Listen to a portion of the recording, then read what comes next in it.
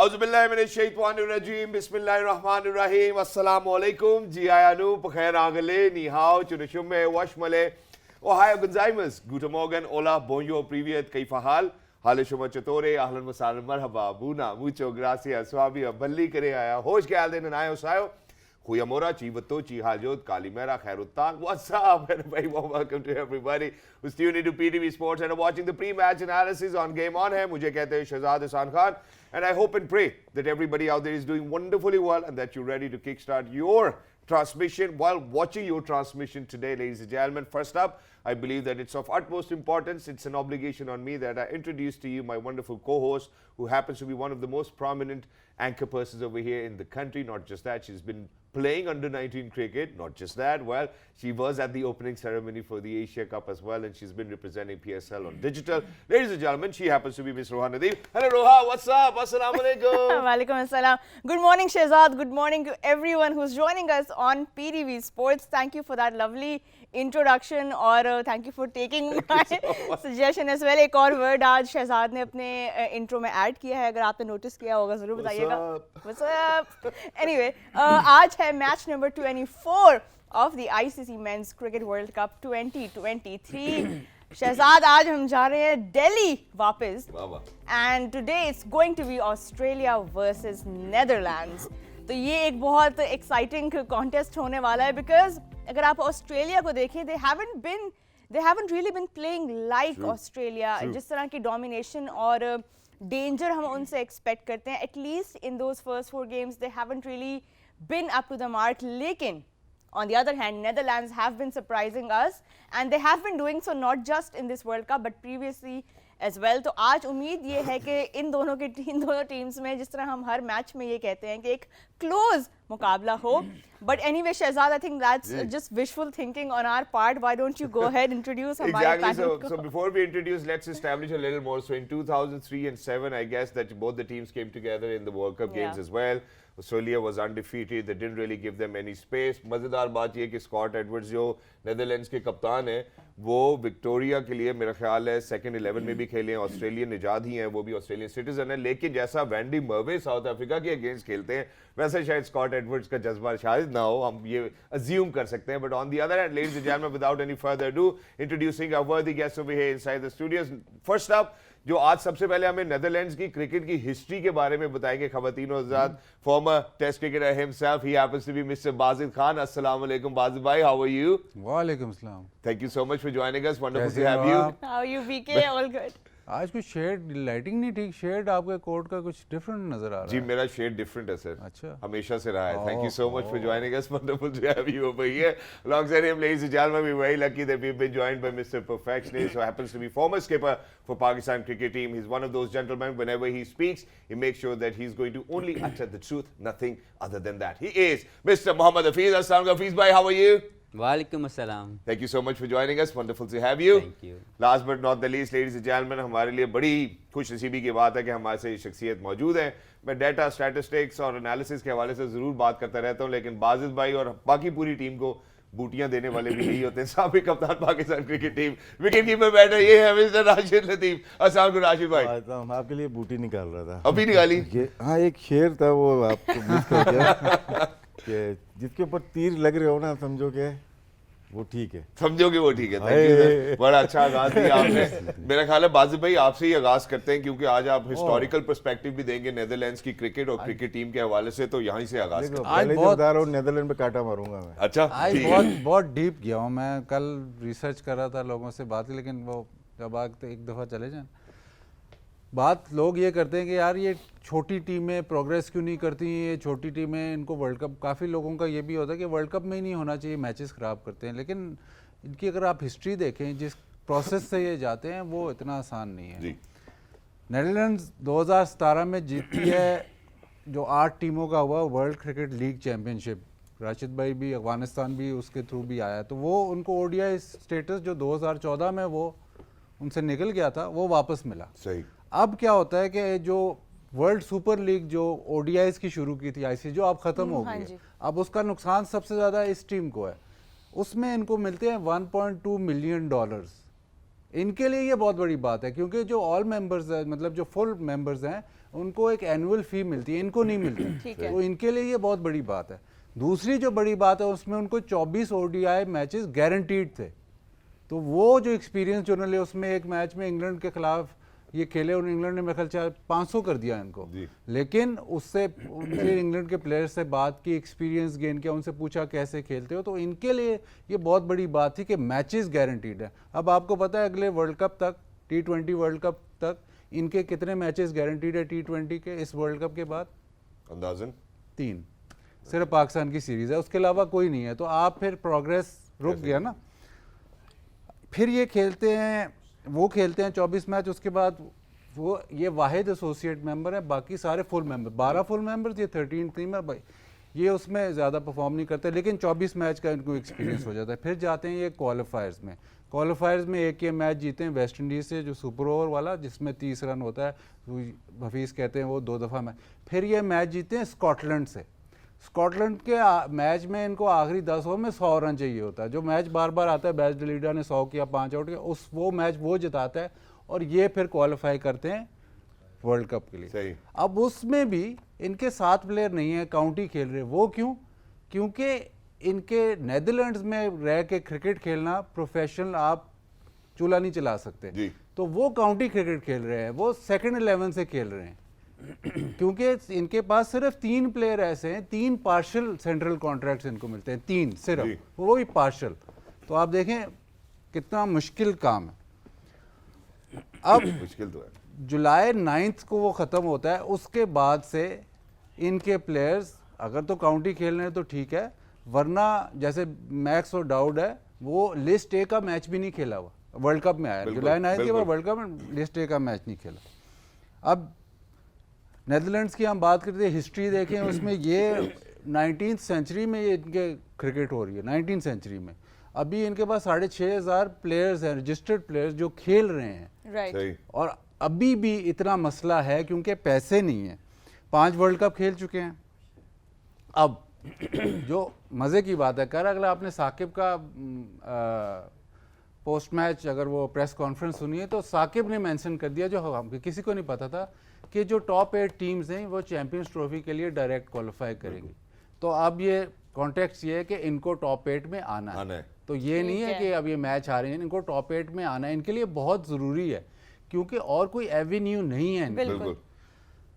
फिर आप जो पिछला वर्ल्ड कप ये खेले थे, उसमें इन्होंने नेदरलैंड्स ने साउथ अफ्रीका को हराया, उसमें ये 8th आए, उसकी वजह से इनको डायरेक्ट क्वालिफिकेशन मिली अगले वर्ल्ड कप के लिए, ठीक है। सही। लेकिन अगले वर्ल्ड कप के लिए प्रिपरेशन के लिए उनके पास कुछ भी नहीं है। बिल्कुल। तो ये कह देना कि जी ये छोटी टीमें हैं, ये क्यों वर्ल्ड कप खेलती हैं, क्रिकेट एक्सपैंड नहीं हो सकती अगर ये छोटी टीम में वर्ल्ड कप ना खेले। क्या बात है। Thank you so much Badal भाई, thank you so much for this rich history that you shared with us as well, and I believe that everybody brings into context कि कितनी मीनिंगफुल होती हैं ये विक्ट्रीज, जो ऑन पेपर सिर्फ आपको लगता है कि 2 पॉइंट्स हैं, but to these teams it is much more than just 2 points. Hafeez, I think आज का कॉन्टेस्ट जो है with all of this information जो है, it will be even more meaningful to watch for us. जी, वो देखें, इन्होंने जो हिस्ट्री बताई है वो कम से कम सीखने वालों के लिए बहुत कुछ है। कि जब आप किसी चीज़ के लिए मुश्किल से उसके पहुंचने के लिए मेहनत करते हैं, तो आपका पैशन नज़र आता है, आपकी हंगर नज़र आती है, आपकी डिटर्मिनेशन नज़र आती है। There is always something to gain, there is always something to have.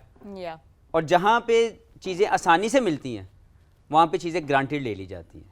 वो जो प्राइड और वो जो फील आती है कि you representing your country, you need to give your 100%, हमने बहुत सी जगहों पे देखा है कि उसको लोग आसान समझ लेते हैं, उनको लगता है कि ये तो शायद हमें बड़े आसानी से मिलेगा।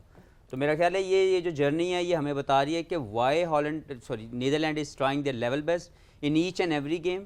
और उनका पैशन, उनकी जो यूनिटी जो हमने डग आउट में नज़र आती है, कि जब कोई उनका एक प्लेयर खेल रहा होता है तो बाकी सब लोग यूँ इकट्ठे डग आउट में बैठे होते हैं, और खाम की कॉफ़ी या चाय लेने के लिए कहीं इधर उधर नहीं बैठे होते। They wanted someone to do well for the team, क्योंकि उनको पता है कि किसी भी इंडिविजुअल की परफॉर्मेंस कलेक्टिव गेन के लिए हासिल की जा रही है। क्या बात है। तो यहाँ पे अनफॉर्चुनेटली कलेक्टिव गेन जो है वो इंडिविजुअल के इर्द गिर्द घूम रहा है। तो यहाँ पे मुझे लगता है कि बहुत सी चीज़ें सीखने को हैं, लेकिन आज के मैच को इन्होंने और इंटरेस्टिंग बना दिया इस हिस्ट्री के साथ। और मुझे अब और ज़्यादा मज़ा आएगा नीदरलैंड्स की परफॉर्मेंस देखने का। एग्जैक्टली बिल्कुल। क्या बात है राशिद भाई, व्हाट अबाउट यू? आपने अभी शुरू में कहा कि यार मैं आज नेदरलैंड्स को नहीं सपोर्ट कर रहा, ऑस्ट्रेलिया को नहीं करूंगा। बोला है। आपने जो लफ्ज इस्तेमाल किया मैं वो लफ्ज नहीं दोबारा मैंने इस्तेमाल करना ऐसा चाह रहा कोई हूँ। लफ्ज इस्तेमाल नहीं किया। ठीक है, तो आप आपकी अपने लफ्ज मेरे जुबान में डाल रहे हैं। नहीं, मुंह में नहीं डाल रहे सर, हैं। मैं नहीं बिल्कुल ऐसा नहीं कोशिश कहा, कर रहा लेकिन बाधित ने जो बात की बाकी वाकई में हम सबको सोचना चाहिए। हम ही लोग बोलते थे कि हमारे सामने कीनिया थी एक सेमीफाइनल के लिए, किसी को पता है 2003 में Yeah. गायब हो गई वो। बिल्कुल और जिम्बाब्वे का भी हमने देखा है कि कुछ इंटरनल पॉलिटिक्स होती है और फिर आईसीसी ने फंडिंग रोकी क्योंकि खा गए थे पैसे सारे वो लोग। तो बहुत सारी प्रॉब्लम्स होती हैं। एसोसिएट मेंबर्स ले लें, टेस्ट क्रिकेट बोर्ड ले लें, लेकिन आईसीसी ने जिस तरह से अभी कर दिया है तकरीबन 250 में से कितने 210 कंट्रीज़ को ये फंडिंग करते हैं। 230 मिलियन इनके लिए मख्तस किया हुआ है। बाकी कंट्रीज़ अलग हैं, लेकिन इनको चाहे वो अर्जेंटीना हो, इटली हो, इनको भी फंडिंग होती है। लेकिन जो टेस्ट प्लेइंग नेशन है, जाहिर सी बात है उनको ज़्यादा है। ओडीआई जो स्टेटस है, ओमान, यूएई हो गया, इनको भी एक मिलता है। ये नीदरलैंड की जो बताई स्टोरी बहुत एक इंस्पायरिंग। हाँ अच्छी है, अच्छी स्टोरी है। और ये ऑस्ट्रेलिया जब गए थे T20 खेलने, शायद इनका एक इवेंट होता है जिसमें ये 11वें 12वें नंबर पे जब आते हैं तो ऑटोमेटिकली चॉइस ये बन जाते हैं। यूरोपियन कप होता है या कुछ एक इवेंट है, तो वो ऑटोमेटिकली चॉइस हैं। तो ये 11वें या 12वें नंबर पे रैंकिंग में थे ये आईसीसी के। तो जो टॉप टीम थे उनको आईसीसी देखता है। फंडिंग का मुझे नहीं पता था कि उनकी फंडिंग कट हो गई थी, लेकिन शायद इस वर्ल्ड कप के बाद बेहतरी आए। और सबसे अहम जो चीज़ होती है वो इंफ्रास्ट्रक्चर की डेवलपमेंट। बिल्कुल ऐसे ही है। जब तक ये फर्स्ट क्लास क्रिकेट में नहीं जाएंगे, इसको टेस्ट स्टेटस नहीं मिलेगा। इनको चाहिए कि कोशिश के टूर्नामेंट तो खेल रहे हैं, इनको अपना फर्स्ट क्लास स्टेटस लें और फिर ये जाएं टेस्ट क्रिकेट। टेस्ट क्रिकेट जो टीम खेलती है वो ज़्यादा बेहतर खेलने लगती है। हमने कीनिया को डूबते हुए देखा। आयरलैंड और स्कॉटलैंड अच्छी टीम है, वो तो बिल्कुल जुड़े हुए हैं, लेकिन रुक से गए वो। कभी कभार आते हैं T20 में अच्छा खेलते हैं, एक आध अपसेट करते हैं, लेकिन अब क्रिकेट चेंज हो गई। T20 इतनी हर जगह आपके प्लेयर जाके खेल सकते हैं। बिल्कुल। तो ये अच्छे मौके मिल रहे हैं इनको, और आप फ्यूचर में इनको चाहिए कि जो पैसा मिले इनका जितना भी मिलता है अपने डेवलपमेंट में लगाएं। एग्जैक्टली इसी के साथ सर मुझे लगता है कि जो भी अपॉर्चुनिटी आपको मिले रोहा, उसको आपको जरूर कैश इन करना चाहिए। तो सबसे पहले जरा ये भी नजर डाल लेते हैं कि जितनी दफा ऑस्ट्रेलिया और नेदरलैंड्स आमने सामने आए हैं वर्ल्ड कप में, उसमें क्या रिजल्ट्स रहे हैं। तो हमने जहाँ पे इनकी फंडिंग की बात की या हमने बात की कि यार इनको फर्स्ट क्लास क्रिकेट खेलनी पड़ेगी, वहाँ पे इनको इन अपॉर्चुनिटीज के ऊपर भी काइंड ऑफ कैपिटलाइज करना पड़ेगा। ऑस्ट्रेलिया अभी तक 2 दफा जीतने में कामयाब हुआ, नेदरलैंड 0 के साथ। बट सर्टनली ये वही खिलाड़ी है जिनका नाम जो है वो सुनहरी हरूफ में लिखा जाएगा once the cricket is going to get developed as well. तो सर इन मौकों की वजह से हफीज भाई मैं जरा आपके पास आता हूँ कि यही मौके हैं उनके पास to capitalize on how they will be remembered in days to come as well. So 2-0 to Australia, Netherlands 0 so far in World Cup. देखें ये तो अभी ये इमर्जिंग टीम है, ये ऐसी टीम है जो कभी आ रही हैं कभी नहीं आ रही, लेकिन अभी रिसेंट पास्ट की इनकी परफॉर्मेंसेज अच्छी हैं, इनको ज़्यादा अपॉर्चुनिटी मिल रही है। आईसीसी ने भी ज़रूर ये सोच के ऐसी चीज़ें बनाई, जैसे अभी इन्होंने बताया कि यहाँ की टॉप 8 डायरेक्ट क्वालिफाई करेंगी नेक्स्ट आईसीसी इवेंट जो कि चैम्पियंस ट्रॉफी 2025 में है, जो कि पाकिस्तान में होनी है इंशाल्लाह। तो उसके हवाले से जो है ये डायरेक्ट क्वालिफिकेशन है। तो चाहे आप इस वर्ल्ड कप में थोड़ा निचला परफॉर्म भी कर रहे हैं, लेकिन इसमें आप अपने आप को बिल्कुल ऑफ नहीं कर सकते। You always wanted to get that spot at least. अभी देखें नीदरलैंड्स की हमने पैशन की बात की, और उन्होंने एक बड़ी टीम को जो इस वक्त की हॉट फेवरेट सीट के ऊपर हमें कहीं ना कहीं नज़र आ रही है because of their good performances, उनको हराया। तो इसका मतलब है कि इनके पास अगर आज ये, वैसे तो ऑस्ट्रेलिया की टीम को मैंने कम देखा है कोलैप्स करते हुए या इस तरह के मैचेस हारते हुए, लेकिन क्रिकेट में कुछ भी आप एक्सपेक्ट कर सकते हैं। और जैसा आपका मोमेंटम या आपकी पॉजिटिव वाइब आपके पास आई होती है with in the dressing room, उन वाइब्स के साथ आपकी बॉडी लैंग्वेज और ज़्यादा अच्छा रिस्पॉन्स करती है। तो मैं ये समझता हूँ कि नीदरलैंड्स के पास बहुत सी चीज़ें गेन करने के लिए, और उसमें कोई भी मैच जो है वो किसी को भी जो है वो हरा सकते हैं, क्योंकि उनका गेन बहुत बड़ा है। और आज का जहाँ पे मैच है दिल्ली में, ये वही ग्राउंड है जहाँ पे अफगानिस्तान ने इंग्लैंड को हराया था, तो कुछ भी हो सकता है। We keeping all of that, all of those options open. आज के मैच के ऊपर बीके, let's come towards the strategies for both teams. आज क्या उनके माइंड्स में होगा? नेदरलैंड्स की अगर हम बात करें, शुरू में ही with the ball they utilize their spinners, they go ahead, they have that confidence on their spinners. और वो नज़र भी आ रहे हैं उसके results. I mean they are getting the most wickets in the power plays while using their spinners. So 21 overs have been bowled और 4 wickets जो हैं उनके स्पिनर्स ने अभी तक पावर प्ले में लिए हैं. आज डू यू थिंक ये स्ट्रैटेजी जो है ये दोबारा से स्ट्राइक करेगी against the likes of Warner and Marsh जो लास्ट मैच में सबलाइम फॉर्म में थे? देखिए अब शायद आज हेड की भी बात हो रही है कि हेड खेलेंगे तो अगर दोनों लेफ्ट हैंडर्स को ओपन करा दिया गया, अब वो अगर आएंगे तो शायद ओपन ही करने आए तो वो डच जो है उनके पास और ज़्यादा अपॉर्चुनिटी हो जाएगी. ये मेरे लेफ्ट पे जो बैठे हैं ये तो लेफ्ट हैंडर आता था तो कहते थे मुझे बॉल नया बॉल वो भी वो स्किड भी करे और ब्रेक भी हो तो वो तो बहुत बड़ी अपॉर्चुनिटी बन जाएगी उसके लिए. क्योंकि आपने देखा पूरे वर्ल्ड राइट हैंडर को भी बहुत अच्छी बॉलिंग कर रहा है लेकिन मेरे ख्याल लेफ्ट हैंडर्स का जो मैचअप बनेगा दोनों लेफ्ट हैंडर्स का वो उसके फेवर में डट के फेवर में जा सकता है. देखना है कि वो मार्श को परसिस्ट करते हैं ओपन में या हेड को खिलाते हैं. लेकिन ये जो इन्होंने यूज़ किया है ना सिर्फ ये फिर मेरे ख्याल ये एक्करमैन को भी फिर बॉलिंग करवाते हैं तो वो नए बॉल का इन्होंने इनकी जो प्लानिंग है वो इस किस्म की है कि स्पिनर से ऑपरेट करवाना. हफीज़ आप क्या ओपिनियन लेना चाहूँगी? स्पिनर्स ऑन द अटैक आज क्या स्ट्रैटेजी होगी, डिफरेंट होगा अगर हेड ट्रेविस हेड खेलते हैं?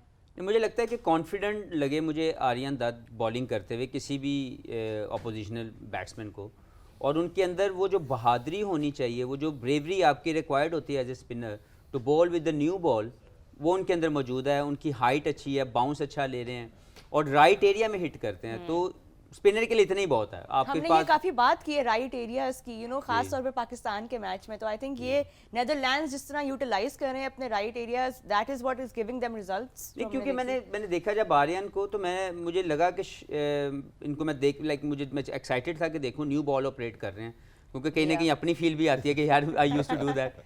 तो मैं जब उनको देखा मुझे लगा कि बहुत अच्छा टैलेंट है, ब्रेव है, एरिया को हिट करते हैं और उनकी जो लिमिटेड रिसोर्सेज हैं, लाइक सम टाइम क्या होता है जब आपके पास बहुत ज़्यादा वैरायटीज़ हों, जैसे सईद अजमल थे वो नया बॉल नहीं कर पाते थे क्योंकि उनके पास खुदादास सलाहियतें इतनी थी, 3 4 5 पता नहीं चौथा पांचवा निकला कि नहीं निकला, तीसरा तक तो निकल आया था कि जी तीसरा आएगा. तो वो जब आपके पास बहुत ज़्यादा वैरायटीज़ होती है ना तो वो नए बॉल के ऊपर मुश्किल हो सकती है. तो मेरी कामयाबी थोड़ी सी इसलिए हुई, या और जो दुनिया के मैंने ऑफ स्पिनर्स देखे जो जितने लिमिटेड होते हैं लेकिन राइट एरिया में हिट करते हैं तो वो ज़्यादा चैलेंजिंग हो जाते हैं. तो आर्यन दत्त को मैंने देखा है कि वो बहुत अच्छी जगह पे हिट करते हैं बॉल, बहादुर हैं और अभी तक की जितनी कामयाबियाँ ये जो हमें नज़र आ रही हैं कि उनको सबसे ज़्यादा विकेट भी उन्होंने लिए हैं. हालांकि मुजीब भी ये रोल प्ले कर रहे हैं लेकिन क्योंकि मुजीब के पास शायद वैरायटीज़ ज़्यादा हैं तो वो शायद अभी तक आउट नहीं कर पा रहे. तो आर्यन मुझे लगता है कि आज ज़रूर उनको ऑपरेट करना चाहिए, नोइंग द फैक्ट कि वो कामयाब हो रहे हैं और अच्छी बॉलिंग कर रहे हैं और वो चैलेंज कर सकते हैं इस किसी भी पिच के ऊपर because he hits the right area. बिल्कुल, एरियाज की भी बात हुई, विकेट्स भी वो लेते हैं, इकोनॉमिकल भी वो बहुत है. अंडर 5 की इकोनॉमी अभी तक चल रही है स्पिनर्स की फॉर नेदरलैंड्स. यहाँ पे एक ब्रेक लेते हैं. When we come back lots more to talk about on game on है. गेम ऑन है.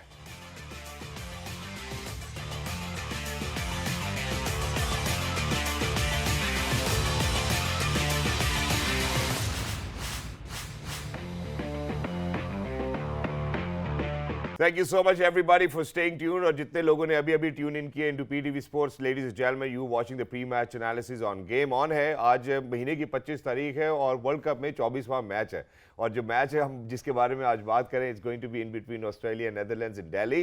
But Roha, what do you take of the match first of all? I think it's really of utmost importance for me to know.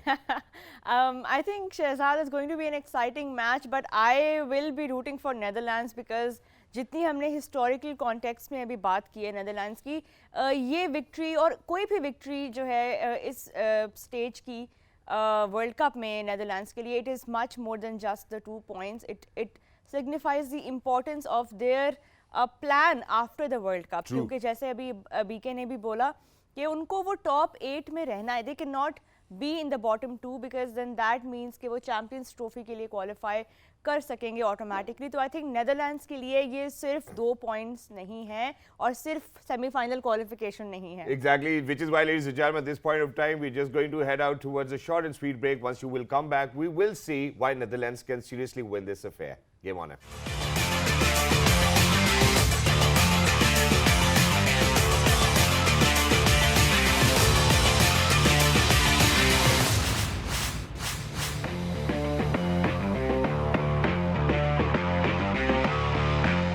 Alright, ladies and gentlemen, welcome back. इसी गुफ्तगू को आगे बढ़ाते हैं जहाँ अभी रोहन ने तस्करा किया कि यार बड़ा इंपॉर्टेंट है उनके लिए और future of their cricket as well. मैं जरा राशिद भाई की जानिब बढ़ना चाहता हूँ। राशिद भाई, जो एक पॉजिटिव हमें नजर आता है, अगर एंगलब्रख्ट की बात करते हैं या हम स्कॉट एडवर्ड्स की बात करते हैं, 5वां, 6वां, 7वां और 8वां नंबर नेदरलैंड्स के बैटिंग ऑर्डर में बड़ा पिवटल रोल अदा करता है। और उसकी वजह यह है कि जब से हमने वर्ल्ड कप के आगाज से देखा है कि इनके 5th, 6th और 7th नंबर बैटर्स की जो एवरेजेस हैं वो हायर हैं देन एनी अदर टीम। हम उसमें सिर्फ मेरा ख्याल है गालिबन शायद बांग्लादेश ऊपर आता है, जिसमें शाकिब और मुशफीक आते हैं स्कोर करने के लिए। लेकिन क्या यहाँ तक बात आ जानी चाहिए जहाँ पे 5वें, 6ठे और 7वें, 8वें नंबर की एवरेजेस को हमें डिस्कस मेरे करना ख्याल से पड़े? न्यू बॉल पे ही आउट हो जाते हैं। जैसे कुछ प्लेयर को देखा है, इनका बड़ा नाम है हॉलैंड में, नेदरलैंड में, लेकिन इसमें जल्दी आउट हो रहे हैं। तो आपको सरवाइव करने के लिए 5, 6, 7 नीचे से रन हो रहे हैं। शायद बॉल पुरानी हो जाती है या थोड़े स्लोअर बॉलर आते हैं, उनके ऊपर ज़्यादा अटैकिंग क्रिकेट खेल सकते हैं।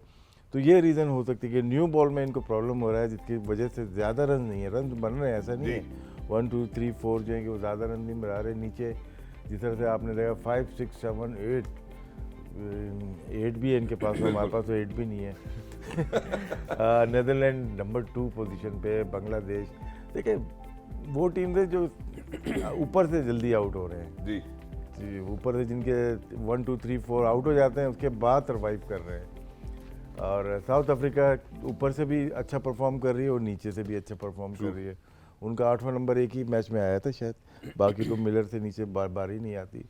तो ये रीज़न हो सकती है, हम रीज़न पे जाएंगे क्योंकि हर मैच में तो परफॉर्म नहीं हो रहा है इनसे। देखिए, हमने बात की थी कि और ये इम्पॉर्टेंट है कि जो टॉप 3 किसी भी ओडीआई क्रिकेट में खेल रहे हैं वो ज़्यादा बड़ा इम्पैक्ट डालते हैं टू विन और टू लूज़। क्योंकि वो जब अच्छा स्कोर करते हैं तो एक ब्राइट फाउंडेशन मिलती है जिसकी बेस पे आके मिडिल ऑर्डर एंड या लोअर मिडिल ऑर्डर ऑलराउंडर्स जो हैं वो आके उसको एक्सेलरेट करके बड़ा करते हैं। True. अभी तक देखें कि ये इनकी कामयाबी जो हुई है वो मिडिल ऑर्डर बैट्समैन की कंट्रीब्यूशंस हैं।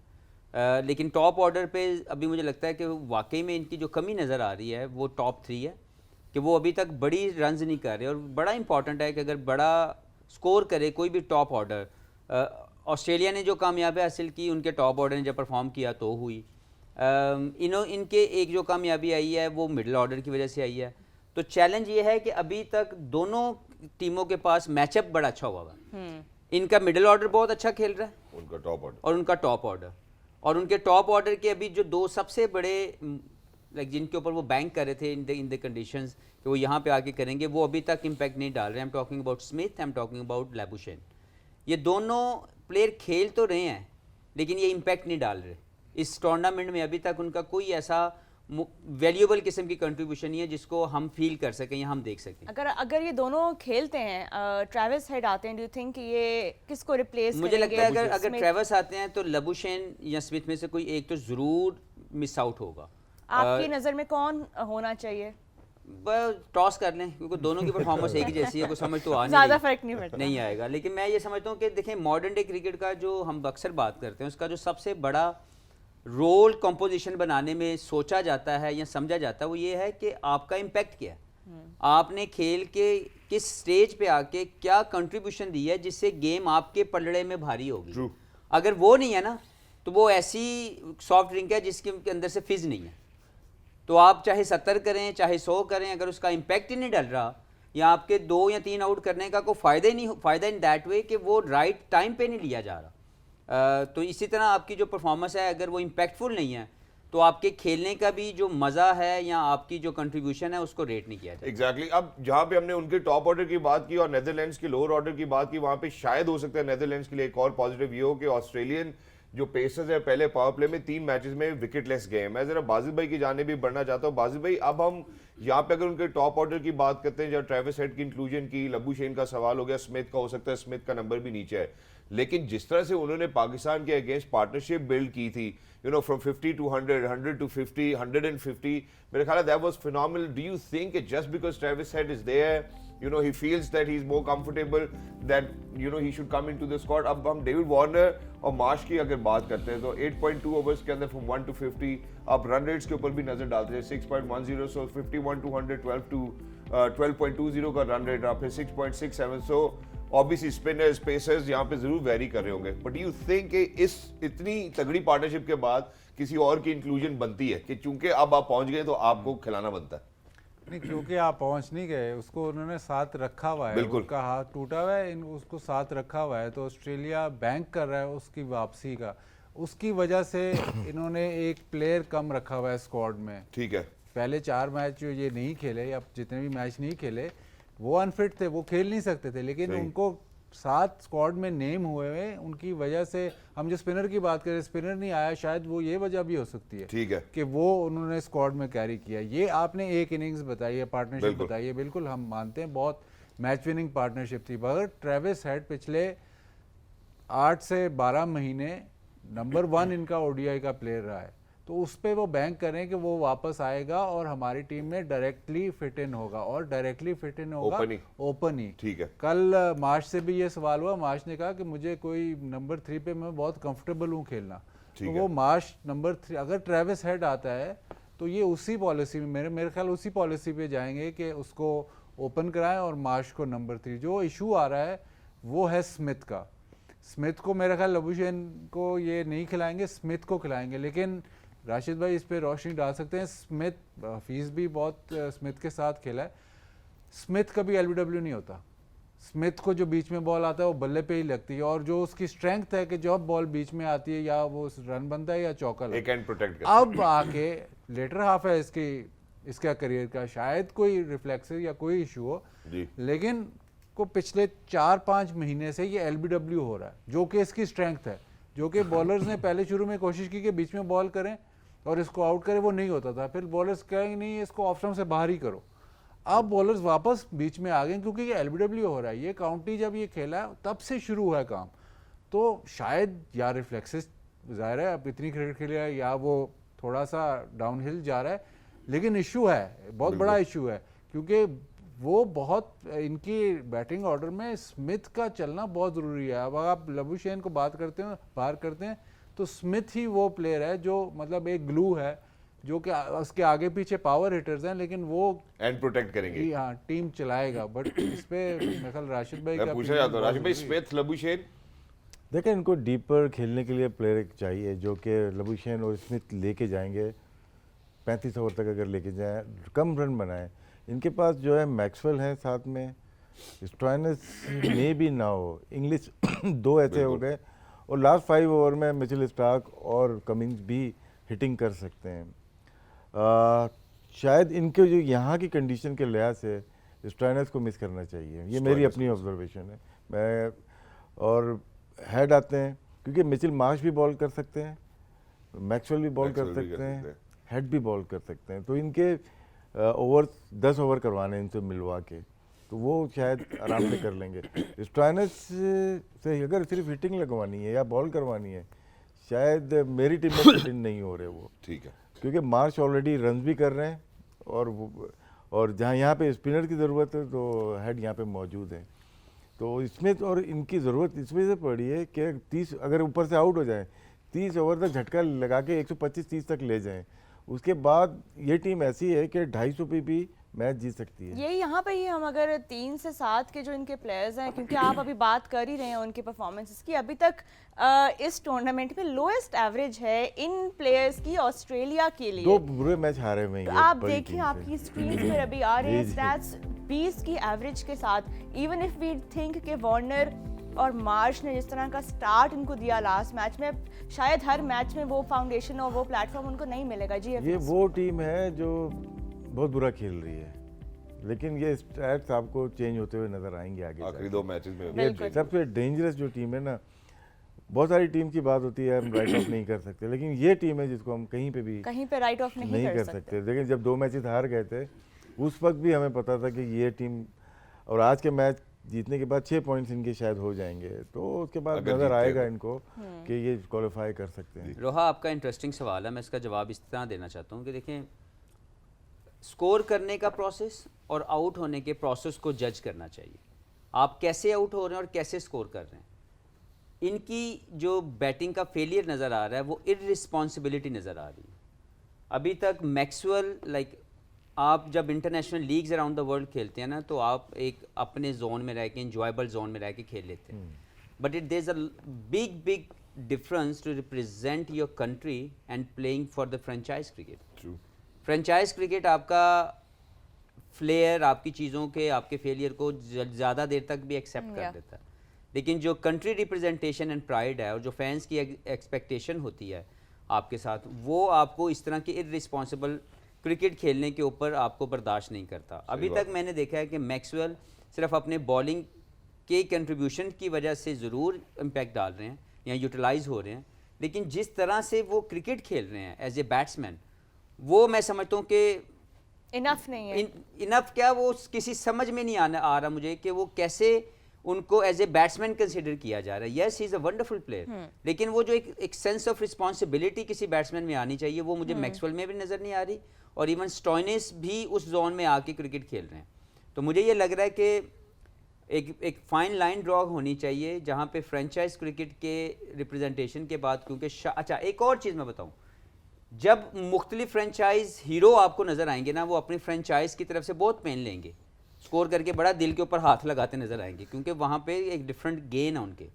लेकिन representing your country, sometime people start taking granted कि यार कोई मसला नहीं, हमें तो ये मिल ही रही है।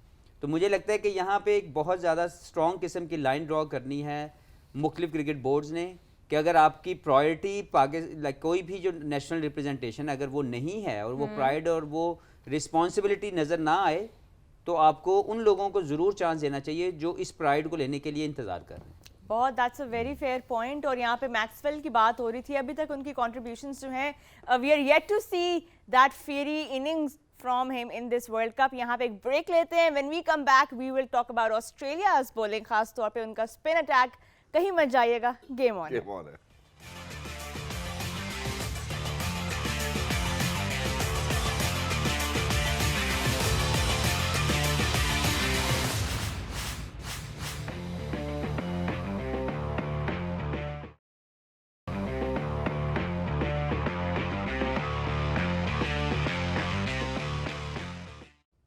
खवातीन वेलकम बैक। हमारे साथ जुड़े रहने के लिए बहुत बहुत शुक्रिया। Obviously we are unpacking today's contest which is going to be in between Australia and Netherlands in Delhi. But before heading out towards a short break, हमने काफ़ी चीज़ें इस्टेब्लिश कर ली, जहां हमने नेदरलैंड्स के स्पिनर्स के हवाले से बात की है। वहीं पर अब जरा मैं ऑस्ट्रेलिया, चूंकि शायद वो स्पिन हैवी टीम नहीं है, but Zampa lately have been in absolute form. पहले दो मैचेस में शायद उस तरह से परफॉर्म नहीं कर सके जिस तरह से आखिरी दो मैचेस में परफॉर्म किया। पहले दो मैचेस में गालिबन 1 विकेट उन्होंने हासिल की और उसके बाद अगले ही दो मैचेस में उन्होंने 8 विकेट्स हासिल की। इकॉनमी बेहतर होती हुई नजर आई। मैं जरा हफीज भाई की जानिब बढ़ना चाहूंगा with all of these figures. Hafeez भाई, सबसे पहले हम ओवर्स देखते हैं। दो मैचेस की जब हम बात करें तो 9 गालिबन उन्होंने ओवर्स कराए, हो सकता है किसी में 10 कराए हो, किसी में 7 भी कराए हो या 8 कराए हो। बट इकॉनमी देखते हैं कि पहले दो मैचेस में ही लुक्ड ऑफ कलर 6.83, दूसरे में 5.56। विकेट्स देखते तो पहले दो में 1, दूसरे दो में 8, स्ट्राइक रेट 108 से 13.5, डॉट परसेंटेज भी बढ़ती हुई नजर आई। तो आज क्या एक्सपेक्ट करेंगे दिल्ली की बैटिंग पिच के ऊपर? देखिए, पहले तो ये मुझे बताएं कि ये जो स्टैट्स हैं, इसमें एक आउट है पहले मैच में, पहले दो मैचों में जहां पे इन्होंने स्ट्रगल किया जी, और फिर 2 आउट वो हैं जिसमें इन्होंने कामयाबी में अपना हिस्सा डाला और most impactful performance 8 wickets even against Pakistan. At certain stage Pakistan was look like कि शायद ये जीत सकते हैं। वहां पे इनके जो लास्ट 3 ओवर थे वहां पे इन्होंने आउट किया। एग्जैक्टली। अब मुझे ये बताएं कि इनके आउट करने के प्रोसेस पे बात करता हूँ। बिल्कुल। कितने आउट हैं जो ब्रेक करके किए हैं और कितने आउट हैं जो सीधे विकेट के अंदर बॉल करके किए हैं? बिल्कुल, हम आपको साथ साथ बल्कि दिखाना भी और चाहेंगे। मैं अभी आपको बता रहा हूं कि इनकी 70 to 80% success wicket to wicket bowl करके हुई। एग्जैक्टली। सो ये लेंथ हम डिस्ट्रीब्यूशन परसेंटेज भी आपके साथ शेयर करें तो फुल टॉस या यॉर्कर की बात करें, फर्स्ट फुल टू टॉस में से 1.9, अल्लाह ही खैर करे, 4.6। देन फिर अगर हम गुड लेंथ की बात करते 42.6 से 66.7 परसेंटेज बढ़ी है यहाँ पे गुड लेंथ पे। शॉर्ट के ऊपर जो शॉर्ट बॉल कर रहे थे उसके ऊपर 28.7%, वो थोड़ा सा उन्होंने कम किया है। सो ये इम्पैक्ट नजर आ रहा है कि जहाँ पे फुल करा रहे थे फुल, ऑब्वियसली अगले दो मैचेस में जो 66% जो बॉलिंग इन्होंने की है ना, वो 6 मीटर के ऊपर की है। 6 to 5, 6 मीटर तमाम विकेटें इनकी तकरीबन यहीं पे हैं और इनका इकॉनमी रेट है यहाँ पे 5 पॉइंट समथिंग का है। जी, ठीक है। तो you need to get into the stumps जहां पे आपके आउट करने के चांसेस बढ़ जाएं। और ज़ेम्पा की कामयाबी, उनकी असेसमेंट, मुझे लगता है कि ये उनका एक जिसने भी एनालाइज किया उन्होंने खुद रियलाइज किया कि मुझे बाहर जाने की बजाय मुझे स्टंप्स के अंदर बॉलिंग करना है। जब से उन्होंने वो चीज़ अप्लाई की है इंडिया के अंदर, तब से ये इम्पैक्टफुल हो गए और ज़्यादा बड़ी परफॉर्मेंस दे रही है। इसमें अगर देखा जाए, मैंने उसामा मीर को देखा कि ऑस्ट्रेलियन किस बॉल को मार रहे हैं। जैम्पा ने जिस रीजन में बॉल किया ना, उन्होंने उसको छक्के मारे, 5 छक्के मारे हैं इनको और नवाज को भी। शायद डे में डिफरेंट लेंथ होती है, जो कि उसामा को, इसको जैम्पा को भी हमने देखा जो मिडिल ओवर करते हैं, थोड़ा ऑप्शन साहब ब्रेक करने की कोशिश करते हैं, लेकिन रात में डिफरेंट बॉलर हैं। दोनों दफ़ा देखा है। जो हफीज़ बात कर रहे हैं, इन्होंने 3 विकेटों में बॉल की और ज़्यादा दूर नहीं, सिर्फ शायद एक आध रिजवान थे जिन्होंने बैट के शॉट मारी है, उस सामने से लेग भी 4 हुए हैं। सबसे अच्छा जो आउट किया उन्होंने इफ्तिखार को आउट किया है कि वो डिसीव एयर में डिसीव कर दिया। वो समझ ही नहीं पाया मैं आगे जाऊँ, पीछे जाऊँ, ब्रेक खेलूँ या सेटर। वो हल्की सी बॉल अंदर आई और पैड पे आके लग गई। तो क्लासिक डिलीवरीज की है उन्होंने। जो हफीज़ बात कर रहे हैं कि 3 स्टंप के अंदर, अब हमें ये देखना आगे मैचेस में क्या ये डे मैचेस में ये यहीं पे बॉल करेंगे या थोड़ा सा स्टंप के बाहर जाएंगे। बिल्कुल, यहाँ पे क्योंकि हम टाइप्स ऑफ डिसमिसल्स की बात कर रहे हैं, अभी तक हमने वर्ल्ड कप में काफ़ी डिसीजंस और डिसमिसल्स जो हैं वो रिव्यू होते भी देखे हैं। DRS has come into play a lot in this world cup. And अगर हम सक्सेस रेट्स की बात करें, not all teams have been equally successful while reviewing, वो भी डेटा है हमारे पास। देखते हैं। ये बहुत अच्छी डिबेट है, हम करना चाहेंगे। करें क्योंकि नेदरलैंड्स का सक्सेस रेट जो है वो बहुत ही जैसे कहते हैं ना, नॉन एग्जिस्टेंट ड्रेसिंग है। रूम में एक होना चाहिए, एक होता है ना कि सामने स्क्रीन है, कुछ प्लेयर को आइडिया हो जाता है आउट है नहीं है, वो बैट वाली अलग चीज़ है। लेकिन लेग बी 4 का बहुत सारे प्लेयर्स को आइडिया हो जाता है यार लेग बी 4, क्योंकि मोस्टली बॉलर्स मांग रहे हैं यहाँ पे या विकेट कीपर बोलता है ले लेते हैं। Right. बात हो लेकिन कीपर का ज्यादा इंपॉर्टेंट रोल है, आपको लगता है? नहीं, कीपर का नहीं है ये मतलब कि इंस्टिंक्ट है आपकी, ये आउट है नहीं है। फास्ट बॉलर पे कभी भी जाए नहीं आप, फास्ट बॉलर मांगते ही मांगता है। आप देखें शाहीन को देखें, मैंने बहुत सारे, हारिस को कल हमने देखा, सभी हर कोई बोलता है कि यार ये ले लेते हैं। यार ये हमने तो अपने मैच में तो रिजवान को भी बहुत ज्यादा कीपर इम्पैक्ट डालता है, वो राइट इन्फॉर्मेशन देता है कि अगर बॉल किस जगह से आया है और किस जगह पे लग रहा है, थोड़ी सी इन्फॉर्मेशन वो दे सकता है, लाइक उसकी राय लेनी चाहिए ज़रूर। लेकिन बॉलर खुद, पहली बात तो ये कि इसकी अपनी राइट जो है नॉलेज होना चाहिए कि ये तीनों चीज़ें किस तरीके से मैनेज होती हैं। जो पिच ऑफ द बॉल है, इम्पैक्ट ऑफ द बॉल है एंड हिटिंग द स्टम्प्स, ये तीनों चीज़ों का सही होना आपको आपके जो है वो फेवर में जाता है। लेकिन इन तीनों को अगर आप राइट वे में जज ही नहीं कर सके तो वो फिर अंपायर्स कॉल के अंदर चला बिल्कुल। यहाँ पे बीके, क्योंकि आपने शुरू में ये कॉन्टेक्स्ट भी बनाया था कि because Netherlands don't get to play that many international competitive games, maybe do you think that is the reason कि their experience of reviewing decisions is not as sharp compare to the other teams? अगर हम stats भी देखें इस वक्त, the percentage of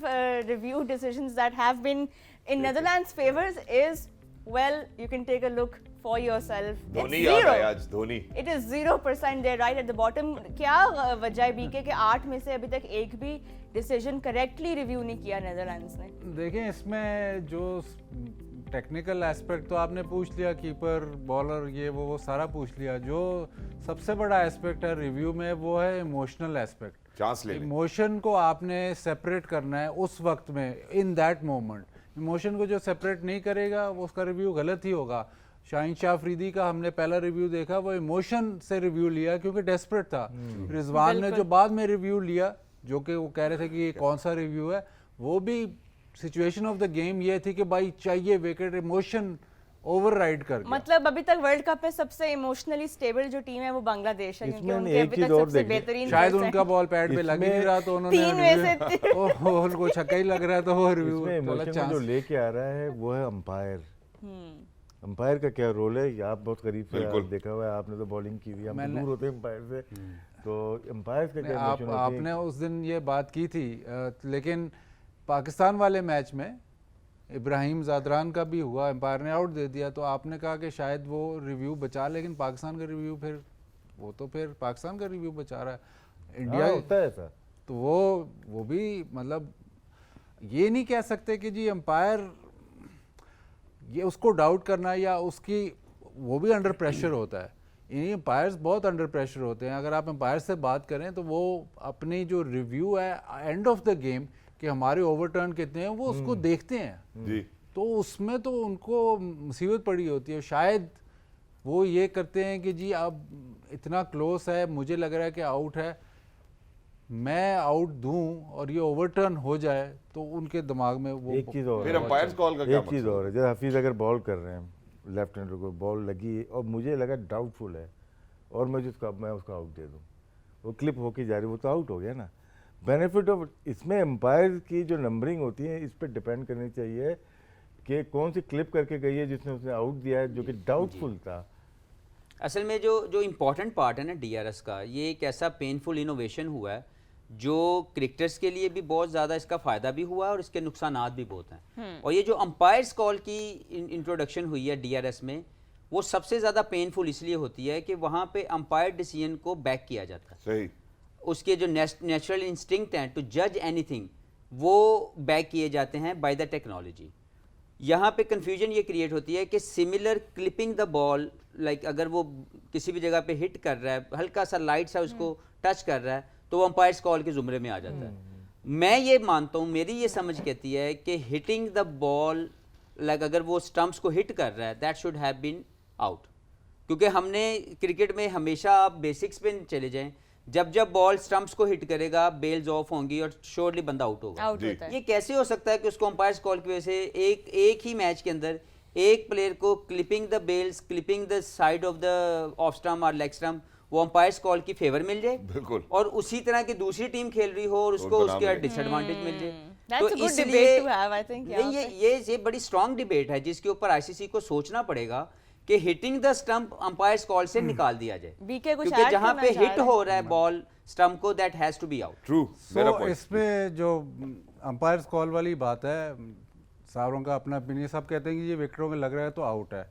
जो projection है from the pad जहाँ पे बॉल लगा है वो 100% है, ठीक है। लेकिन जो आपको अगली प्रोजेक्शन है ना वो Deflection जो है। 100% नहीं है, ठीक है। वो प्रोजेक्टेड है, वो हुआ नहीं है। बॉल पैड पे तो लगा है, वहाँ तक तो 100। एक दफ़ा टेनिस में इन्होंने किया था, टेनिस में प्रोजेक्शन सही है क्योंकि वो बॉल जब गिरती है तो वो 100% है। उन्होंने किया कि जी बॉल गिर के इसको प्रोजेक्ट करें कि कहाँ जाएगी, वो कोई भी सही नहीं हुई। अब मसला यह है कि अगर आप कहते हो कि क्लिपिंग भी आउट दे जाए ना, तो फिर आप जो 5% या 10% जो उसमें मसला है प्रोजेक्शन में, आप उसको advantage में ऐड देंगे? कर रहे हो स्टंप्स में। तो ठीक अगर है। स्टंप्स एक्चुअली इतनी है ना, तो वो वो 5% आप ऐड कर रहे हो उसमें, ठीक तो है। Okay. स्टंप्स का वाया बड़ा हो गया है, बेल्स का वाया बड़ा हो गया, तो एक्चुअल स्टंप से बड़ा है। जब आप क्लिपिंग को या उस, तो उन्होंने अंपायर्स कॉल पे छोड़ा हुआ है कि वो एक्चुअल जज कर रहा है।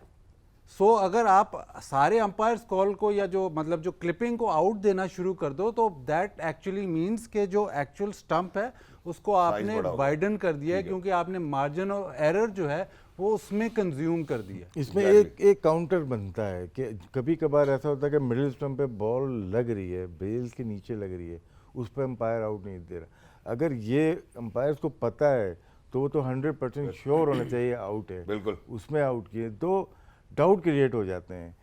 कभी कभार नो बॉल जो होती है उस पर आप सायरन बजने लगा है, इसमें भी 3 रिव्यू का नहीं होना, जो आउट है वो आउट होना इसमें चाहिए। जो बिल्कुल। राशिद जो out है भाई- वो out होना चाहिए। नहीं जी, इसमें जो दूसरी जो बात है जो हम बिल्कुल मिस कर जाते हैं, बेसिकली क्रिकेट या जो भी गेम है ना, that is for the fans.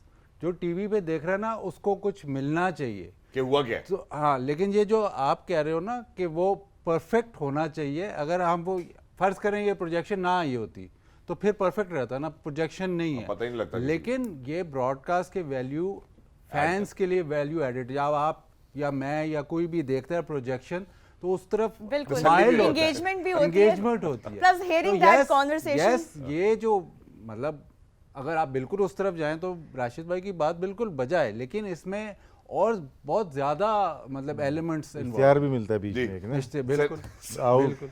अब जैसे हमें ये- भी इश्तिहार मिले हुए हैं, और सर। जैसे- हाँ, चलो, हमें भी सर, यार। इश्तिहार अब मिले जैसे हुए हैं। ब्रेक हम तो बैठे ही, हम तो सिर्फ एड्स के लिए बैठे हैं ना, असल पैसा तो एड्स के लिए, हम तो इधर एड्स को फिल इन वहीं से आपको तो मिलेगा एड्स को इंशाल्लाह। फिल इन करना है, तो टाइम हो गया कि असल जो इस प्रोग्राम का मकसद है वो पूरा हो जाए। एड देखें प्लीज, क्योंकि टाइम है ब्रेक का, गेम ऑन।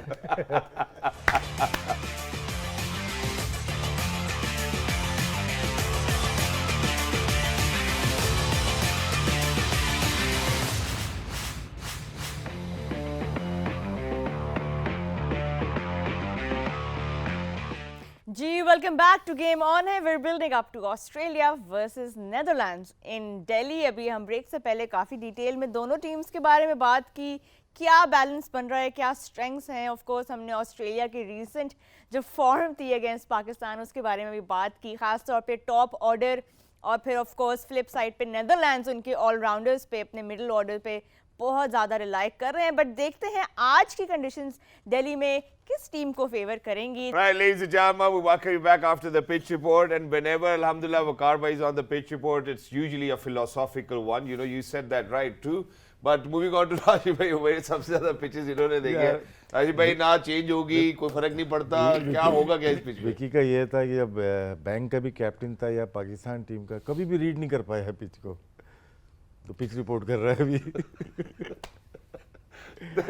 राशिद भाई, इसके अंदर एक और चीज भी मैं यहाँ पे मेंशन करना चाहता हूँ, क्योंकि जो पिच रिपोर्ट के हवाले से बात की उन्होंने कहा दिन हो या आप अंडर द लाइट्स खेल रहे हो कोई फर्क नहीं पड़ेगा. जो एक बात मेरे ख्याल में इंपॉर्टेंट होगी वो ये है कि जब बॉल स्किड करेगा तो बल्ले पे अच्छा आएगा, जो सुनने में भी नजर आए. तो वो दिन में फेवरेबल रहेगा नेदरलैंड्स के पर्सपेक्टिव में या ऑस्ट्रेलिया के पर्सपेक्टिव में? ऑस्ट्रेलिया की बॉलिंग के, वो बॉलिंग कैसे करते हैं थोड़ी सी लग रही है. अभी बॉल पिच होगी, इसके बाद पता चलेगा. उनको फेवर कर सकती है पेसर को थोड़ी सीम, अगर हेजलवुड स्पेशली वो न्यू बॉल अगर अच्छी करते हैं, पहली बॉलिंग आ जाती है तो उनको इफेक्ट मिल सकती है, मदद मिल सकती है. सही.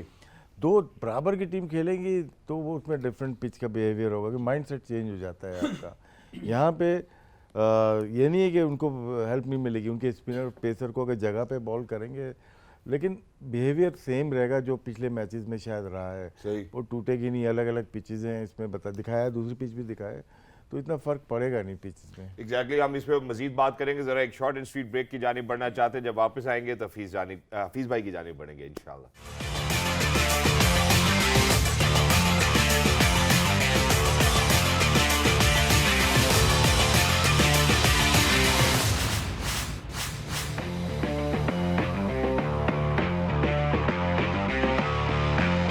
Right, ladies and gentleman, welcome back. Hafeez भाई की जानिब बढ़ता हूं. हफीज भाई, दिल्ली के हवाले से जो हम बात कर रहे हैं वो तो हमने देख लिया कि यार बैटिंग पिच है. अब लेकिन जब हम बॉलर्स के कॉन्टेक्स्ट में बात करते हैं तो क्या सीम होगी, क्या ब्रेक होगी, क्योंकि क्या बॉलर्स को कोई एडवांटेज इस पिच से मिलता हुआ आपको नजर आता है, अगर हम दिन की बात करें या अंडर द लाइट्स बात करें?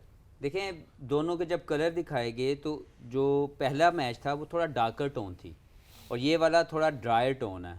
तो जो ड्रायर टोन है उसमें ये समझ में आती है कि इस पिच के ऊपर शायद बॉल थोड़ा सा रुक के आएगा या उतना ज़्यादा अच्छा नहीं आएगा जो डार्कर टोन में आया. क्योंकि उसके ऊपर जो ग्रास थी उसने बॉल को ज़्यादा पेस दी टू हिट द बैट और वो उसी तरीके से वापस भी गई. लेकिन मुझे लगता है कि batting first is the best option, क्योंकि जैसे इन्होंने बात की, जब दो बराबर की टीमें होती ना तो फिर इसके ऊपर आप थोड़ा सा अपनी और उनकी वीकनेस के ऊपर सोचते हैं कि यार क्या हो सकता है. बाद में लाइटली जब लाइट्स ऑन होती हैं तो थोड़ा सा बॉल अच्छा आता ज़रूर है, लेकिन जब आपने एक 350 रन्स कर दिए और एक ऐसी अपोजिशन जो शायद उनकी पहुंच से दूर हो जाए 350, तो आप क्यों चांस दे रहे हैं अपनी बैटिंग को या उनकी बॉलिंग को कि वो आपको किसी भी तरीके से 280-90 करके आपको चैलेंज कर सकें? Why not to put runs on the board 350 और आपकी बैटिंग में ये कैपेसिटी है, तो ऑस्ट्रेलिया शुड बैट फर्स्ट. ठीक है बीके, यहाँ पे हमने सुना भी है कि वही पिच है जहाँ पे साउथ अफ्रीका और श्रीलंका का 428 रन्स पर पोस्टेड और आज वो कह रहे हैं कि ज़्यादा सिक्सेस होंगे. What are we looking at today? और वकार भाई कह रहे हैं, वकार भाई कह रहे हैं नहीं, पिच तो दिल्ली का पिच तो अच्छा ही होगा, बैटिंग के लिए भी अच्छा होगा. जो मुझे जो लग रहा है नेदरलैंड्स के लिए ना अंडर लाइट्स नया बॉल खेलना ज़रा मुश्किल है. आपने अगर इनका प्रैक्टिस मैच फॉलो किया हो, जो बारिश होगी लेकिन स्टार्क ने उसमें हैट्रिक कर दी. तो जो ओपनर्स की भी बात हुई, जो हाई पेस पे बॉल स्विंग होगा, शायद नेदरलैंड्स को वहाँ पे बहुत इशू हो सकता है, क्योंकि मतलब कि आपके फेवरेट प्लेयर को भी मसला होगा. लेकिन नेदरलैंड्स के लिए मेरे ख्याल बेहतर यही है कि वो बैटिंग फर्स्ट, जैसे उनका सारे टूर्नामेंट में कि वो बैट फर्स्ट करते हैं, रन्स बनाते हैं, बॉलिंग को समझते हैं कि उनकी स्ट्रेंथ है. मुझे जो शक है ना कि अगर अंडर लाइट्स वो जो सिचुएशन है, नए बॉल का इनको प्रॉब्लम है, जो अंडर लाइट्स वो थोड़ी एम्पलीफाई हो जाती है, तो वो हाई पेस पे स्विंग हो रहा हो तो नेदरलैंड्स को बड़ा प्रॉब्लम है. तो कोशिश उनकी यही होगी कि बैटिंग पहले की जाए. लेकिन मैं एक चीज सिर्फ कह दूं, जैसे कई टीमें ना उनको पिच का कोई फर्क नहीं पड़ता, इसी तरह से जो बाजीद के फेवरेट प्लेयर है ना उनको कोई फर्क नहीं पड़ता क्योंकि टांगे तो हिलनी नहीं. उनका दिन आ गया ड्रॉप होने के. अब ड्रॉप होने के दिन आ गए उनके.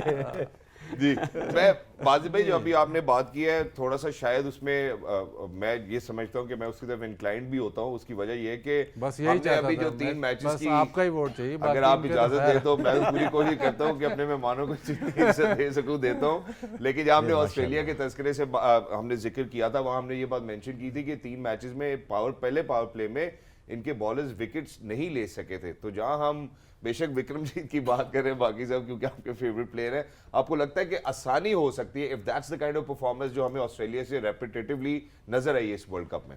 देखिए मसला ये है कि आप ये जो आप स्टैट्स बता रहे हैं ठीक है उन्होंने आउट नहीं किया, लेकिन मसला ये है कि ये जो नेदरलैंड्स के प्लेयर हैं ये 140 या 140 प्लस की बॉलिंग नहीं खेलते। इनको आदत कैसे पड़े जब आपने वो खेलनी नहीं है, और उस पर अगर आप ऐड कर दें थोड़ी सी लेटरल मूवमेंट तो इनके लिए बहुत मुश्किल है। वो आपने मतलब वो प्रैक्टिस मैच में आपने देख लिया उसने आके ऐसे बॉल फेंके ही हैं, बॉल अंदर आया, प्रॉब्लम हुई है। तो वो जो इशू है ना, वो इशू ये नहीं है कि ये जो ऑस्ट्रेलियन बॉलर्स है वो फॉर्म में नहीं है, इशू ये है कि विद दैट पेस और with little bit of swing Netherlands के जो प्लेयर हैं उन्होंने ये इनकाउंटर बहुत कम किया है। तो जब चीज़ आपने इनकाउंटर नहीं की तो डिफ़िकल्टी तो होती है। जो मतलब जो प्रॉब्लम आता है ना वो या तो हाई स्पीड पे आता है या फिर मिस्ट्री स्पिन उसमें आता है, क्योंकि आप जो ऐसी टीमें होती हैं उन्होंने कभी इन ऐसे बॉलर्स के खिलाफ खेला नहीं होता। चले हमने अभी फास्ट बॉलिंग की तो बात कर ली। राशिद सर क्विकली टॉस से पहले एक दफ़ा मैं एक ही चीज़ पूछना चाह रही हूँ कि हमने स्पिनर्स पे काफ़ी बात की है,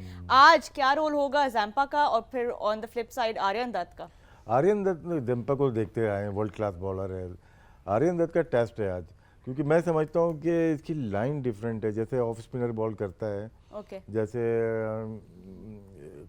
अश्विन करता है या कोई भी बॉलर करता है, मैक्सवेल है, ये मिडिल और लेग पे करते हैं, ये राउंड स्टंप चले जाते हैं। ये वो बॉलर है जो ऑफ स्टंप से अटैक कर रहा है।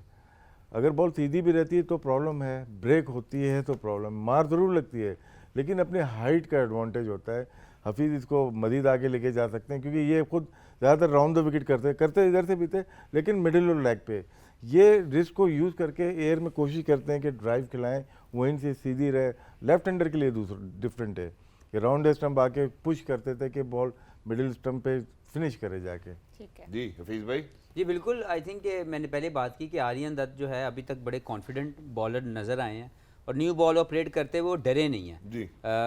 और उनकी एक अपनी ट्रेजेक्ट्री है हाइट की वजह से, जहाँ से वो बॉल को रिलीज़ करते हैं वहाँ पे बाइट और बाउंस थोड़ा ज़्यादा मिलता है। तो आज मुझे लगता है कि वार्नर के लिए मुश्किल ज़रूर होगी, क्योंकि वार्नर कभी भी ऑफ स्पिनर को खेलता हुआ कॉन्फिडेंट नहीं नज़र आया अपने पूरे कैरियर में, और नए बॉल का वो जो स्किड करके बॉल हल्का सा जो सीधा रह के ड्रिफ्ट होकर अंदर जाता है वो अक्सर पैडों पे उनके लगता है। तो I think the plan should be very simple, और आर्यन दत्त मुझे लगता है उनके लिए अगर ट्रेवर्स हेड आ जाते हैं तो फिर थोड़ा मसला buy one get one free आ जाएगा।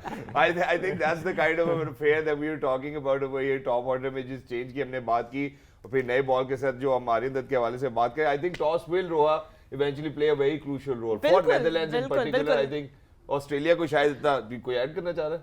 नहीं, मैं एक्चुअली क्योंकि हफीज और मे बी बीके एज वेल दे हिंटेड कि win the toss bat first. Rashid sir आपका क्या इस पे डिसीजन होना चाहिए? बैटिंग ऑस्ट्रेलिया के जैसे हफीज ने कहा, ऑस्ट्रेलिया को बैटिंग करनी चाहिए, वो मिस्टेक ना करें जो दो टीम कर चुकी हैं, एक इंग्लैंड ने की है और एक साउथ अफ्रीका ने की है। हमसे तो नहीं हुई सर कभी ऐसी गलती।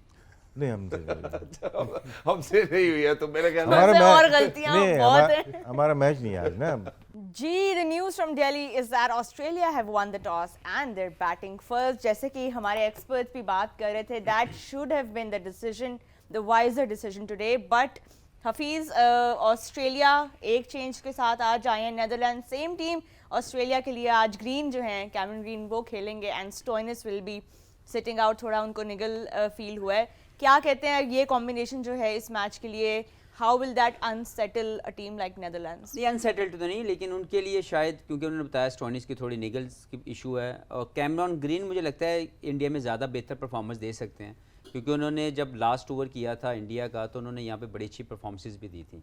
तो कॉम्पोजिशन तो उनकी वही रहेगी, कोई थोड़ी सी बॉलिंग करेंगे, थोड़ी सी बैटिंग करेंगे।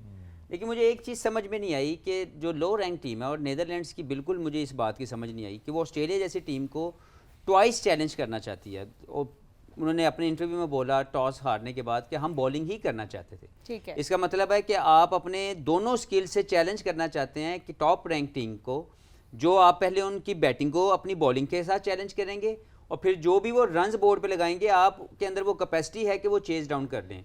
और बड़ी बात होगी कि पहले इनको 300 में रोक लें और फिर दूसरा इनके खिलाफ 300 चेस करने की एबिलिटी ये शो कर दें। मेरे नज़दीक ऐसी टीम को बेस्ट कंडीशन को यूटिलाइज करना चाहिए और रन्स ऑन द बोर्ड की पॉलिसी उनके दिमाग में रहनी चाहिए कि अगर वो जहाँ पे 280 270 कर दें तो ये चैलेंज कर सकते हैं अच्छी टीम को, क्योंकि बैटिंग कोलैप्स होते हैं, बॉलिंग कोलैप्स नहीं होते। बिल्कुल ज़बरदस्त। शायद उनके माइंड में भी वही बात हो भी कि इस तरह हम अभी आर्यन दत्त की बात कर रहे थे with the new ball against somebody like Warner, do you think that is something that they want to like, वो जो मैचअप है उसके ऊपर वो काफ़ी रिलाई कर रहे हैं? हो सकता है, ये एनालिसिस भी काफ़ी करते हैं और मैच से पहले, हर मैच से पहले इनका मतलब वो सेशन होता है, तो शायद जो वो हमें तो नहीं वहाँ तक हम पहुँचे, लेकिन वो शायद सोच रहे हों कि इस ग्राउंड के मुताबिक चेसिंग ज़रा आसान होगी, शायद उस तरह वो इस गेम को देख रहे हैं कि हमारा best option on a pitch which supports batting के हम चेस करें।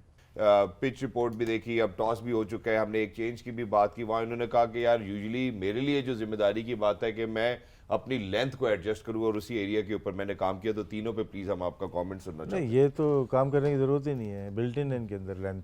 ये हो गए मैगरा हो गए, ये बहुत परफेक्शन है। ये तो स्पेशली इन ऑस्ट्रेलिया पिचेस वो ज़रा लेंथ पीछे होती है, लेकिन इनका पिच मैप देखें तो इन्होंने एडजस्ट किया अपने आप को, थोड़ा सा आगे गए हैं।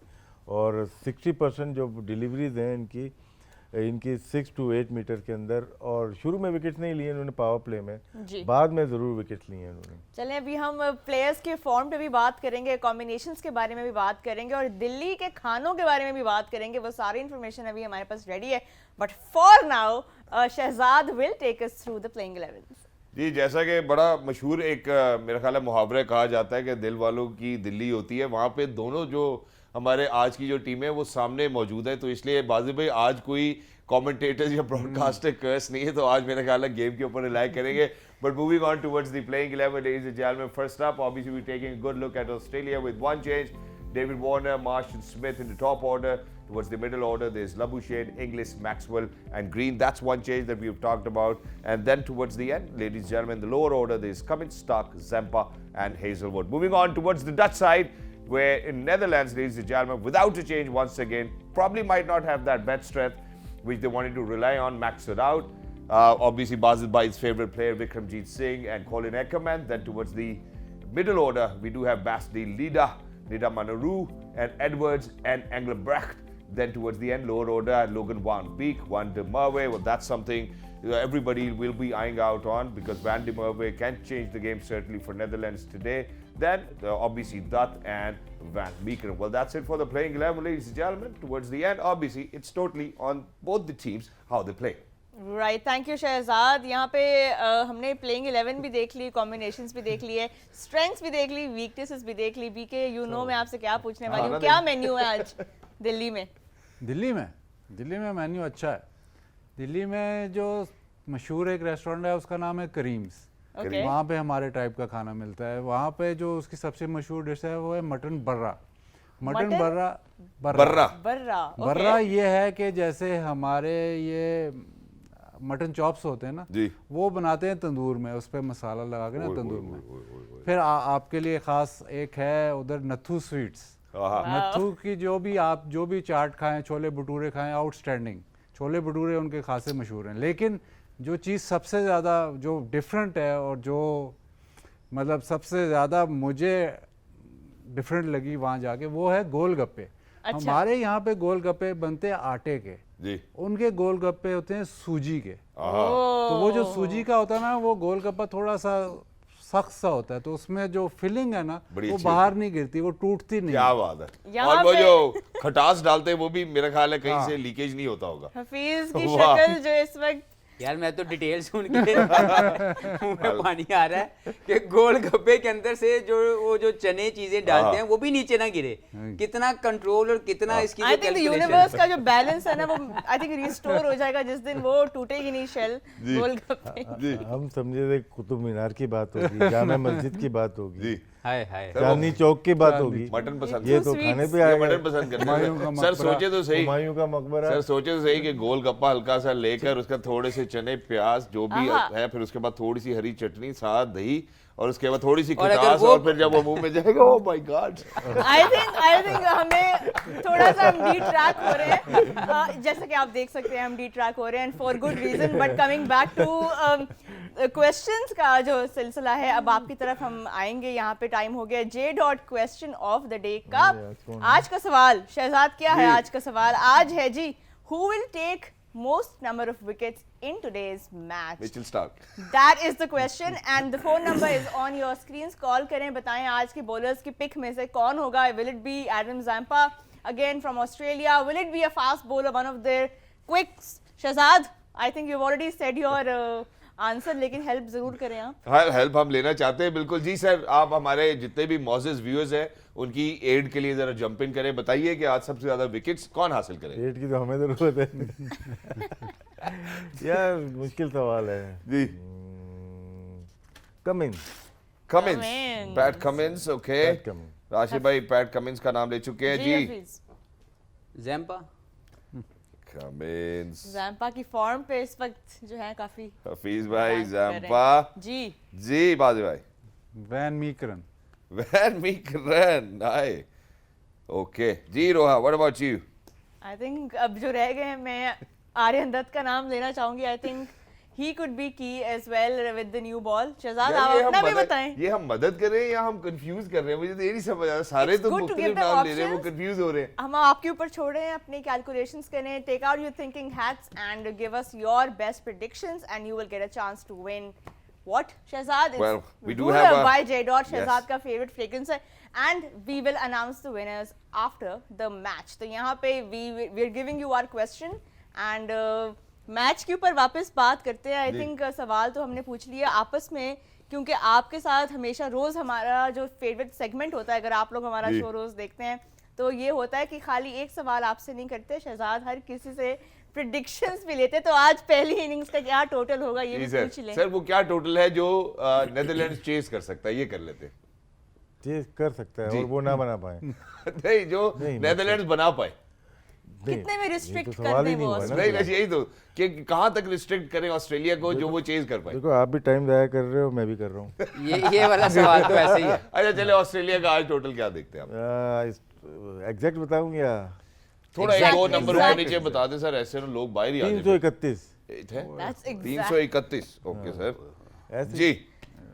हफीज भाई, इससे ज्यादा या आप लोग तो इकट्ठे ही खेल रहे हैं ना? यार, इससे ज्यादा करो ना, 331 से ज्यादा हो गया तो मैच जीत 32 गया। कर दो, 331 कर दूं, क्या चलिए करूं? 331 और 350 के अंदर लॉक कर दें। यार ये तो आप ज्यादा मार्जिन ले रहे हैं प्लीज। अभी यार भाई। 19 तो क्या रन का हुआ? मार्जिन थोड़ा है यार। एग्जैक्ट है ना, जरा एक्यूरेट। नहीं ऐसे ही। चलो 349 कर दे। चल 345 कर। 45, ओके। Okay. अब इसमें देखिए, अगर आपकी ये शाम को प्रेडिक्शन ठीक हुई तो इसमें मेरी भी कंट्रीब्यूशन होगी। बिल्कुल। वो कम की। 345 मैंने करवाया ना सर, आप तो 350 पे थे। जी बाजी भाई, ओपिनियन क्या है आपका? यार ओपिनियन जो नंबर लिखा था वो इसने ले लिया अपना ओपिनियन। अब फिर उसी फॉर्मूला पे जाना पड़ेगा जहाँ 289 में 100 रन है। तो याद 389 रखना कि जो हम बोलते हैं ना, तो घोड़ा रुकता भी है। 389 389, ओह। 289 से 389, बहुत आला स्कोर। यार की मर्जी। नहीं नहीं ठीक है, कोई मसला नहीं। Roha, what about you, what do you think? Australia 315. 315। Australia को इतना हाई रेट कर रहे हैं सारे। Everybody is going beyond. Because वही बात है जो हमने जो आज बात की है उसके ऊपर मैं अगर जाऊं तो मिडिल ऑर्डर उनका थोड़ा सा वीक नजर आ रहा है. ये ना वो आज ही बताऊं क्या? 175 मैक्सवेल की यहाँ बड़ी पे इनिंग्स दो हमें score कर लो, देखने को 300 ज्यादा हो गए। मैं 300 से नीचे मेरा है, ठीक है? मेरा प्लेग्राउंड 300 हाँ, से अपना नीचे। सारा अपना 300 तो सारा 300 से चले। नीचे एक नंबर बता, अब तुझे भी अच्छा, पकड़ी है। मैं बताता हूँ 293। चले जी, ये कर ले। मेरा हाँ, है, ठीक है, ठीक है, ठीक है। मेरा 285 से लेके नहीं नहीं, बहुत 331। ये ज्यादा आपका लिखा गया। टाइम 331 जाया आपने अगर लिखा। टाइम जाया करने के लिए सेगमेंट तो हम कर रहे हैं ना। सर देखिए, हम सारी पैकिंग अनपैकिंग कर चुके हैं टीम के Okay, हवाले से, तो okay. चूंकि ये जरूरी है, हमारे जितने व्यूअर्स देख रहे हैं मैं उनको हम सवाल जरूर- मैं कर रहा हूँ। जी, जी, मैं जी। दोनों से ऑस्ट्रेलिया को हमने देखा 2 मैच शुरू में हारे, ठीक है? अब वो थोड़ा सा क्लाइम करने जा रहे हैं ऊपर की तरफ से। पाकिस्तान का क्या मतलब कि पूरे पाकिस्तान में बहस चल रही है, क्या पाकिस्तान के वाकई में चांसेस हैं कि वो सेमीफाइनल में क्वालिफाई जी। कर जाएगी? चांस तो है, हाँ चांस बताए ना कैसे है। मैं बताऊं चांस है। अगर आप सारे मैच जीते तो आप डायरेक्ट क्वालिफाई, अगर आप एक मैच हारते हो तो फिर नेट रन रेट के ऊपर आ जाए। नेट रन रेट पे आप जीत नहीं सकते, क्योंकि पाकिस्तान का नेट रन रेट इतना गंदा हुआ हुआ है कि उसको छोड़ दें, वो फिर हमें एक एक्स्ट्रा मैच जीतना है। 4 मैच जीत जाए पाकिस्तान तो स्टिल द चांसेस आर। मैंने सर लिख के रखा हुआ, वैसे अगर आप चाहते हैं वो तो if and but ने विच पाएंगे। मेंशन कर सकता हूँ। हाँ हाँ बताएं। देखिए जी 4 मैचेस हैं पाकिस्तान के, साउथ अफ्रीका के साथ, बांग्लादेश, न्यूजीलैंड और पाकिस्तान के साथ। If Pakistan England, manages to England win भी। all of these remaining matches, it will put them in a good position. Additionally, for this scenario to work in Pakistan's favor, India must also win all of their remaining matches. ठीक है? Pakistan needs to win against New Zealand for the final piece of the puzzle. Australia and England should lose 2 to 3 matches each. उसके बाद नीचे आ जाते हैं, cricket fans around the world will be watching closely because the fact कि आज की game भी हमारे लिए उतनी इंपॉर्टेंट है कि ऑस्ट्रेलिया जीतता है तो शायद पाकिस्तान के चांसेस कम होते पाकिस्तान चले 4 मैच जीतता है ना, तो थोड़ा 12 पॉइंट पे चले गए ना, फिर क्या बॉस। इंग्लैंड हारता है क्या? 4 मैच तो हो गया ना, अगर नहीं जीतते तो तब की ये बात तो है। एक बार हमने तो जीतने के ऊपर सिचुएशन। अच्छा फिर दिल तो पे एक आते बार सकते हैं हम फिर 4 आज जीत ये हो सकते रहा हैं। है। जीत सकते ये हैं। मैं जीत दिल सकते पे हैं। हाथ रख के कह रहा हूँ जीत सकते हैं। जीत एक सकते बार हैं। फिर पाकिस्तान नेदरलैंड्स भाई भाई हाँ जी, obviously this is how the for today's situation match at least. obviously this is how the situation Go is coming about. Dutch. लेकिन जहाँ पे आपने छोटी सी बात की थी, मैं जरा वापस वहाँ पे आप लोगों को लेके आना चाहता हूँ क्योंकि उसको शायद हम व्यूअर्स के लिए रैप अप नहीं कर सके। जो डीआरएस की आपने बात की थी, एक स्लाइड भी slide हमारे थी, पास हाँ। आपकी पड़ी हुई है, इसमें हतमी तौर पर होना क्या चाहिए? अंपायर्स कॉल की भी बात हफीज भाई ने भाई की। जो ब्रॉडकास्टर है जो जाते हैं ज़्यादा वहाँ पे, तो बादित खान ही है हमारे पास, वही बताएंगे। जी बादिल भाई, क्या बताएं, अब क्या बताना। जो हमने डीआरएस और अंपायर्स कॉल के पर्सपेक्टिव से बात की थी, देखिए होना क्या बहुत चाहिए? बहुत मुश्किल है ये कि अंपायर्स कॉल आप ख़त्म नहीं कर सकते। ख़त्म करोगे तो फिर किस वैल्यू पे जाओगे। प्लस जो क्रिकेट का एक सबसे बड़ा ब्रेन रहा था और मतलब मरहूम, वो अपने बहुत सबसे आगे था, इन प्लेइंग में भी काफ़ी आगे था, लेकिन थॉट प्रोसेस जो क्रिकेट के बारे में उसने जो सबसे पहली जो दी थी वो थी कि ओवरटर्न वो होना चाहिए हाउलर जिसको कहते हैं, कि जो बिल्कुल ही गलत फैसला हो उसके लिए टेक्नोलॉजी आने। जब आप इस रूट पे चले गए हो ना, डीआरएस प्रोजेक्शन वगैरह, इसमें फिर अब वापस अगर आप कहोगे जी कल जैसे प्रोजेक्शन ख़त्म तो एक आग लग जाएगी, वापस नहीं आप आ सकते आप। True.